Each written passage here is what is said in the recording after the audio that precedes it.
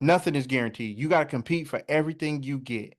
And so if you're not willing to compete for everything you get, then this wasn't the place for you to come to. Period.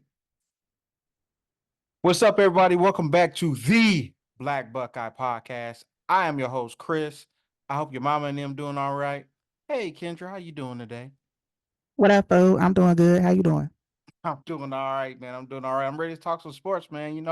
So hit me with something. What we got today? So we've been talking about Ohio State the past couple of weeks, but this is an Ohio sports podcast. So we're doing all the Ohio sports that we can get our hands on, correct? Facts. Facts.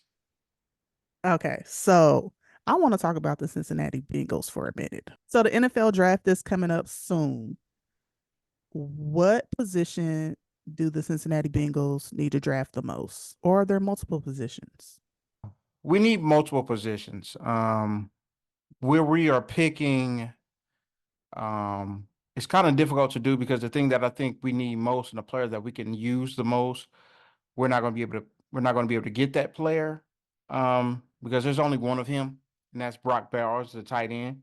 I know a lot of players, a lot of fans out there think, oh, we need an offensive line, and we do. We do. Um, I think we can go ahead and go back to free agency because we definitely need help at the left guard position. Cordell Volston, Mr. Volston, and he's struggling over there. And if Mr. Williams leaves on that right side, that right tackle, we're gonna be hurt there too. So um, I think a lot of our problems that we're having were on the inside of the offensive line, and I think a couple of those guys, may need to be replaced. So I think the best thing for us to do, though, to help out the offensive line is have the ability to get the ball out quicker. And we were able to do those things when our offensive line was even worse. And that's because we had a tight end. We had a tight end that would cover up a lot of the mistakes and things that the offensive line was making. And that's how we actually went to the Super Bowl that time, that a couple years ago. So we're not going to have an opportunity to pick up Brock Bowers. He's going to be gone in the top 10. We pick 18th, so we're not going to have the opportunity to pick up a Brock Bowers, which I would love. I think we'll be ecstatic. A lot of people out there are like, "Oh, that's dumb. That doesn't make any sense." But it is what it is. That's the player I would love the most to be a Cincinnati Bengal right now because I feel like he fits everything that we need. He can block a little bit, but he's a definite pass catcher, and he can rule the middle of the field. We haven't had anybody be able to take charge in the middle of the field um, in a couple years now. So the best thing that I feel like we could do at 18 is to probably address the defense, because when we're picking at pick 18, Joe Alt, tackle out of Notre Dame, he's not going to be there. The tackle out of Penn State, he's not going to be there. Now the tackle out of Alabama, J.C. Latham, it's a possibility. The tackle out of I think Oregon State. I forget his name, but I watched a little bit of tape on him. I think his run blocking is pretty good. His pass blocking, is hit or miss. It's hit or miss. I think a lot of the speed rushers get past him pretty quickly, but I think we need to address the defense. Personally, our defense was like the sixth worst, the sixth worst pass defense. You could do so you could you want I'm getting tongue tied there. Pass defense in NFL. We allowed almost 250 yards passing per game, and that's just, I understand that our secondary is young and our safeties are young, and it's a lot of things that they needed to improve on. I think they did get better throughout the season, but I definitely think we can use a corner. And the corner that I see that will be a game changer is Kool-Aid McKinstry. Kool-Aid McKinstry from the Alabama would be perfect for the Cincinnati Bengals. That's who I want at the 18th pick. I like Kool-Aid McKinstry. If you wanted to do that, if you wanted to go another route and get another pass catcher because you're not sure if not, we're going to be able to retain T. Higgins this year, which is a fair, which is fair. One of my favorite receivers in the draft is Keon Coleman out of Florida State. He's 6'4", 215. And listen, the games that I've seen this young man play, listen, he was amazing. He was big time. And in our offense and how we will utilize him, I feel like he is going to be a physical phenom. And I like those two players. I understand it's going, the two players that I like the most in this draft. I definitely think we need more skill on the outside on defense. I definitely think we could use another pass rusher. Um, I would love to have Chop Robinson out of from Penn State, but I think that is a need that we can address later on because we just addressed that need last year with Miles Murphy, and they drafted him in the first round and they barely played him. So I feel like the best pick that we could make at 18, if we don't move up and we don't have a history as the Cincinnati Bengals of moving up in the draft and taking a player that we have identified that we want. So if we're gonna stay pat, hopefully, which I think his draft stock is probably going to skyrocket after the combine, and he's going to run great, and he's going to look great. He's going to be tall, 6'1", 195. Kool-Aid he going to do his thing, and I feel like he's probably the best corner in his draft. He's been tested since he's been at Alabama every year. He's played every year he's been since he's been there. He's been, and to me, in my eyes, has been the best corner that they have, and so a lot of the mock drafts has him like a late first rounder right now. But I think 18 is more than fair because I think honestly hopefully after the combine, a lot of people aren't enamored with him enough to pick him. So I feel like the best pick that we can make at that point at 18 is getting Kool-Aid McKinstry and then go from there and in the second and third rounds pick a tight end and then pick up an offensive lineman and things like that. I think we can address the tight end position like in the third round, but the second round, yes, go offensive line because I think the tackle position is pretty deep. You know what I'm saying? But I don't think everybody is worth a first round pick. So I think there's about 3 to 4 tackles that should be worth a first round pick. Not more than that. I think most of these guys should be second or third rounders. Well, I didn't hear nothing you said after Kool-Aid. So we team Really? Kool-Aid over here. Hopefully he's a decent young man and a phenomenal player. And let's get on the Cincinnati Bengals. Okay. So my Hopefully, next question hopefully. for today, Mm-hmm. next question for tonight is so Ohio State, we're gonna pivot. We're gonna go ahead and pivot to Ohio State. Okay. That's our bread and butter. That's what you like over here. So I got a question about Ohio State. So they have a QB, right? Like Will Howard, like they got him from the portal or whatever. Mm-hmm. I'm hearing that his spot as QB might not be guaranteed. My question to you is, who else would it be? Why would we get him from the portal if we're not gonna use him? So everything that I've seen is asking if his spot should be guaranteed as the starter. My question to you is, who else is there to be the starter if not him? Like, why would Ohio State get them from the portal if he's not going to be the starter?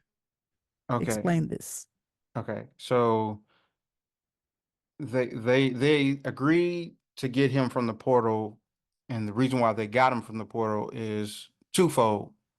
One, his experience in playing for Kansas State and his talent that he has, and two, the quarterbacks that they have are very inexperienced, and they just went through that this year with Kyle McCord. And it went pretty good, but a lot of players, a lot of fans seen a lot of his shortcomings. And to be honest with you, we kind of spoiled, and and that's just because we know what good football looks like, and he wasn't doing it for us. If I'm just being honest, um, Yeah, it's the reason why they went to get him is because of the inexperience that we have behind in our QB room right now. We have Devin Brown. Devin Brown's played a couple games. He's gotten into a couple games, but he's at this point he's injury prone. Both of the games that we've seen him play in, for the most part, he's gotten hurt.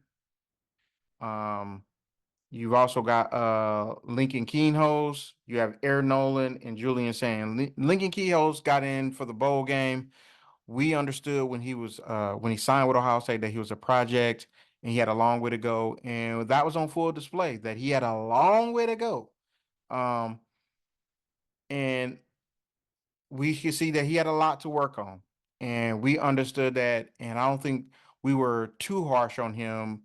That and he was a true freshman out there, and he should have never been in that position to start.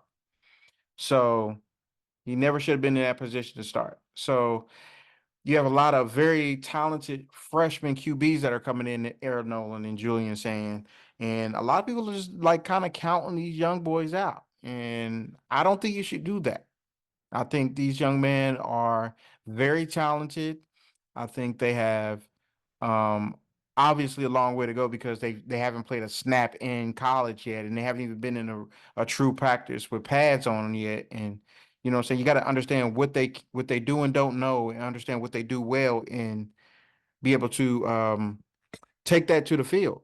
So should his spot be guaranteed? I think his experience should grant him a very um it should give him a very big advantage to be able to get on the field. I think that from the tape that I've watched of him, um, he's a bit athletic. He's a willing runner. I would say he's a willing runner, and his passing is so. And that can be a couple of different things. That could be scheme. That could be him not reading it right. I haven't really dove into what Will Howard can do and not do. But from watching the games, it just looks like he's a willing runner, and he's, I don't want to say, I don't want to be hyperbolic because he's on Ohio State now that he's just going to be this great player. Um, I think he's a good player, and now he's going to be playing with much better players than he was playing with at Kansas State.